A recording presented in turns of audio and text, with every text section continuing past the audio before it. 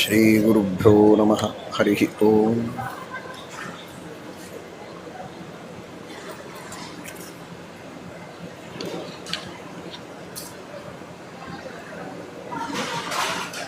ಯತ್ಪದಂ ವೇದ ಸಂವೇದ್ಯಂ ಕಟಾಕ್ಷೇಣಾಪಿ ವೀಕ್ಷಿತುಂ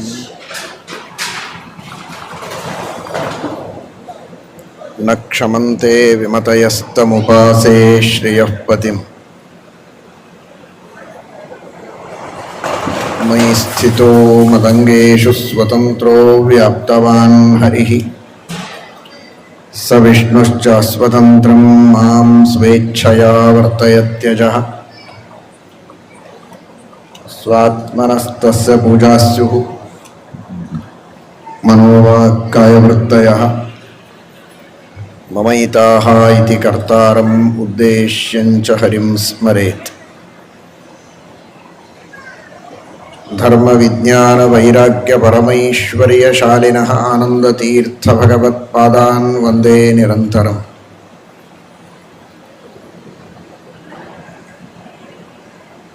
ಆನಂದತೀರ್ಥೋಪದಿಷ್ಟೋ ನಿಧಿರ್ನಾರಾಯಣಃ ವಯಃ ಪ್ರದರ್ಶಿತೋ ಯೇನ ಸಮ್ಯಕ್ ಜಯತೀರ್ಥಂ ತಮಾಶ್ರಯೇ. ಸತ್ಯಧೀರಕರಾಬ್ಜೋತ್ಥಃ ಜ್ಞಾನವೈರಾಗ್ಯಸಾಗರಃ ಸತ್ಯಜ್ಞಾನಾಖ್ಯತರಣಿಃ ಸ್ವಾಂತಧ್ವಾಂತಂ ನಿಕೃಂತತು. ಸತ್ಯಾಭಿಜ್ಞಕರಾಬ್ಜೋತ್ಥಾನ್ ಪಂಚಾಶದ್ವರ್ಷಪೂಜಕಾನ್ ಸತ್ಯಪ್ರಮೋದತೀರ್ಥಾರ್ಯಾನ್ ನೌಮಿ ನ್ಯಾಯಸುಧಾರತಾನ್. ಅರ್ಥ ಮಾಡಿಕೊಳ್ಳಿ, ಅವತ್ತು ನಡೆದ ಈ ಕಥೆಯನ್ನು ಕೇಳಿ ನಮಗೇನು ಲಾಭ ಎಂಬ ಒಂದು ಪ್ರಶ್ನ ಚಿಹ್ನ ಎಲ್ಲರ ಮನಸ್ಸಿನಲ್ಲಿ ಬರಬಹುದು.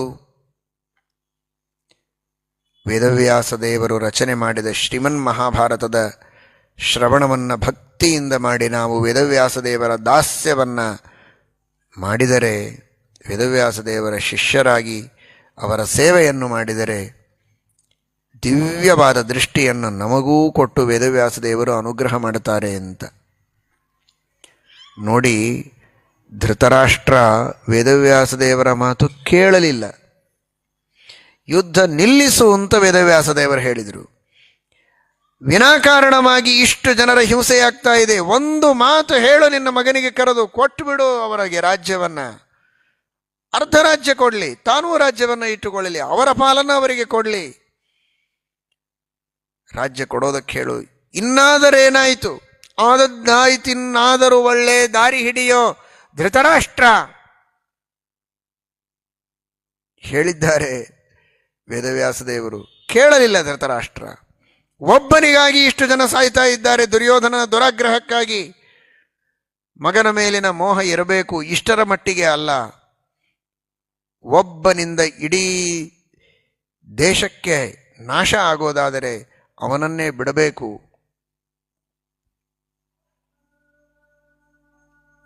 ಕೇಳಲಿಲ್ಲ ಧೃತರಾಷ್ಟ್ರ. ತನ್ನ ಮಾತನ್ನು ಕೇಳದಿದ್ದರೂ ಧೃತರಾಷ್ಟ್ರನಿಗೆ ಬುದ್ಧಿ ಕಲಿಸುವುದಕ್ಕೋಸ್ಕರ ಅಂತ ಸಂಜಯನಿಗೆ ದಿವ್ಯ ದೃಷ್ಟಿಯನ್ನ ಕೊಟ್ಟು ಎಲ್ಲ ಸುದ್ದಿಯೂ ಅವನ ಕಿವಿಗೆ ಮುಟ್ಟುವಂತೆ ವೇದವ್ಯಾಸ ದೇವರು ಮಾಡಿದ್ದಾರೆ ಅಂದರೆ ಆಲೋಚನೆ ಮಾಡಿ. ಕೇಳದೇ ಇರೋರ ಬಗ್ಗೆನೇ ಇಷ್ಟು ಅವರು ಪ್ರೀತಿ ಮಾಡೋದಾದರೆ ಇನ್ನು ವೇದವ್ಯಾಸ ದೇವರು ಹೇಳಿದಂತೆ ಜೀವನ ನಡೆಸಿ ವೇದವ್ಯಾಸ ದೇವರ ದಾಸ್ಯವನ್ನ ಜೀವನದಲ್ಲಿ ಇಟ್ಟುಕೊಂಡು ಅವರ ಆಜ್ಞೆಯನ್ನು ಪರಿಪಾಲನೆ ಮಾಡ್ತಾ ಅವರು ಹೇಳಿದ ಸತ್ಕರ್ಮಗಳ ಅನುಷ್ಠಾನ ಮಾಡಿ ಅವರು ಹೇಳಿದ ಶಾಸ್ತ್ರಗಳ ಅಧ್ಯಯನವನ್ನು ಮಾಡಿ ಶುದ್ಧ ಧಾರ್ಮಿಕರಾಗಿ ಭಗವದ್ಭಕ್ತರಾಗಿ ವಿರಕ್ತರಾಗಿ ಜೀವನವನ್ನು ನಡೆಸಿದರೆ ವೇದವ್ಯಾಸ ದೇವರು ದಿವ್ಯ ದೃಷ್ಟಿಯನ್ನು ಕೊಟ್ಟು ಜಗತ್ತಿನೊಳಗಿನ ಸತ್ಯವಾದ ದಿವ್ಯವಾದ ಮಂಗಲವಾದ ಎಲ್ಲ ಸಂಗತಿಗಳನ್ನು ತಿಳಿದು ಆನಂದ ಪಡುವ ಸೌಭಾಗ್ಯವನ್ನು ಕರುಣಿಸ್ತಾರೆ ಎನ್ನುವುದರಲ್ಲಿ ಯಾವ ಸಂಶಯವಿಲ್ಲ ಅನ್ನುವ ಸಂದೇಶವನ್ನು ಮಹಾಭಾರತದ ಈ ಒಂದು ಕಥೆಯ ಮೂಲಕ ನಾವು ಅರ್ಥ ಮಾಡಿಕೊಳ್ಳಬಹುದು. ನಿಜವಾಗಿಯೂ ಅಂತಹ ದಿವ್ಯ ದೃಷ್ಟಿಯನ್ನು ವೇದವ್ಯಾಸ ದೇವರು ಕೊಡುತ್ತಾರೆ.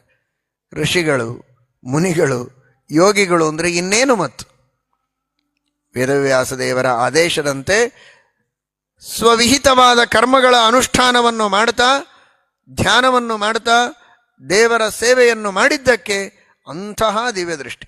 ಕುಳಿತಲ್ಲಿಯೇ ಹಿಂದೆ ನಡೆದದ್ದನ್ನು, ಮುಂದೆ ಆಗುವುದನ್ನು ಎಲ್ಲವನ್ನೂ ಹೇಳುವ ಶಕ್ತಿಯನ್ನು ಋಷಿಮುನಿಗಳು ಪಡೆದದ್ದು ಹೇಗೆ?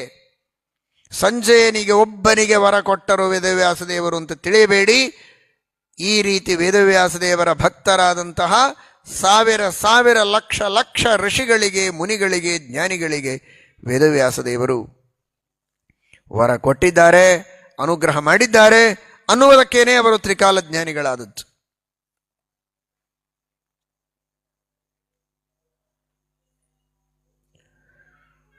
ಶ್ರೀಮದ್ ಆಚಾರ್ಯರ ಬಗ್ಗೆ ಅಂತೂ ಹೇಳಬೇಕಾದದ್ದೇ ಇಲ್ಲ. ಸಾಕ್ಷಾತ್ ವಾಯುದೇವರು, ಜೀವೋತ್ತಮರು. ಅಪ್ಯನಾಗತಗತ ಪ್ರತಿಪತ್ತಿಂ ಶ್ರದ್ಧಧು ಪೃಥುಲ ಚೇತಸಯೇತೆ. ಶ್ರೀಮದ್ ಆನಂದ ತೀರ್ಥ ಭಗವತ್ಪಾದಾಚಾರ್ಯರ ಚರಿತ್ರೆಯಲ್ಲಿ ವೇದದಲ್ಲಿ ಒಂದು ಶಬ್ದ ಅಪಾಲ ಎಂಬ ಶಬ್ದ.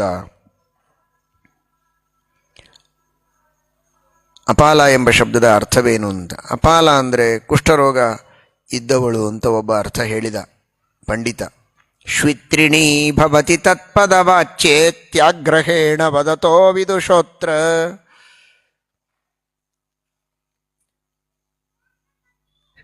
ಶ್ವೇತಕುಷ್ಠ ಇರುವಂತಹ ಹೆಣ್ಣು ಅಂತ ಅರ್ಥ ಅಂತ. ಶ್ರೀಮದಾಚಾರ್ಯರಂತಾರೆ ಅಪಾಲ ಎಂಬ ಶಬ್ದಕ್ಕೆ ಅತಿ ತರುಣಿ ಎಂಬ ಅರ್ಥ ಸಂಸ್ಕೃತದಲ್ಲಿ ಉಂಟು, ಶ್ವೇತಕುಷ್ಠವುಳ್ಳವಳು ಅಂತ ಅರ್ಥ ಅಲ್ಲ ಅಂತ ಶ್ರೀಮದಾಚಾರ್ಯರು ಹೇಳಿದರು. ಚರ್ಚೆ ಆಯಿತು. ಪ್ರಮಾಣಗಳನ್ನು ಕೊಟ್ಟಿದ್ದಾರೆ ಶ್ರೀಮದಾಚಾರ್ಯರು.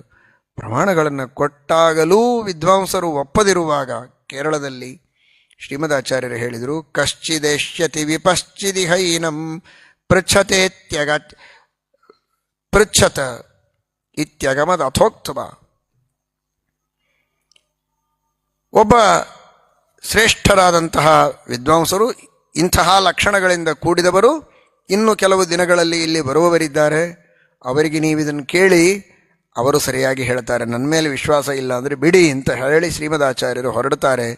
ಶ್ರೀಮದಾಚಾರ್ಯರು ಹೇಳಿದ ದಿನ, ಅವರು ಹೇಳಿದ ಮುಹೂರ್ತಕ್ಕೆ ಹೇಳಿದ ಲಕ್ಷಣಗಳಿಂದ ಕೂಡಿದ ಅದೇ ತರಹದ ಒಬ್ಬ ವ್ಯಕ್ತಿ ಬರ್ತಾರೆ. ಅವರಿಗೆ ಇವರು ಪ್ರಶ್ನೆ ಕೇಳುತ್ತಾರೆ. ಅವರು ಸರಿಯಾಗಿ ಶ್ರೀಮದಾಚಾರ್ಯರು ಹೇಳಿದ ಅರ್ಥವನ್ನೇ ಹೇಳುತ್ತಾರೆ.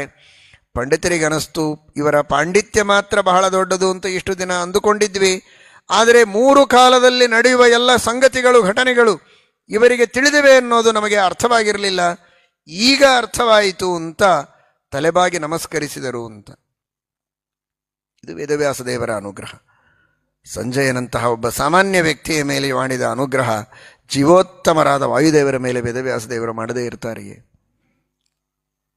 ಅಂತಹ ಶ್ರೀಮದ್ ಆನಂದ ತೀರ್ಥ ಭಗವತ್ಪಾದಾಚಾರ್ಯರು ವೇದವ್ಯಾಸದೇವರ ಕೃಪೆಗೆ ಪಾತ್ರರಾಗಿ, ವೇದವ್ಯಾಸದೇ ಯಸ್ತತ್ ಪ್ರಸಾದಾದ ಕೆಲವಂಶ್ಚ ವೇದಾನ್, ವೇದವ್ಯಾಸದೇವರ ಕೃಪೆಯಿಂದ ಅನಾದಿ ಕಾಲದಿಂದ ಶುದ್ಧವಾದ ತತ್ವಜ್ಞಾನವನ್ನು ಪಡೆದ ಮಹಾನುಭಾವರು ನಮಗೆ ತತ್ವಗಳನ್ನು ಉಪದೇಶ ಮಾಡುತ್ತಾರೆ ಎಂದರೆ ಎಷ್ಟು ಆ ತತ್ವಗಳು ಪ್ರಾಮಾಣಿಕವಾದದ್ದು, ಸತ್ಯವಾದದ್ದು, ವೇದವ್ಯಾಸದೇವರಿಗೆ ಸಮ್ಮತವಾದದ್ದು ಅನ್ನೋದನ್ನು ನಾವು ಅರ್ಥ ಮಾಡಿಕೊಳ್ಳಬಹುದು.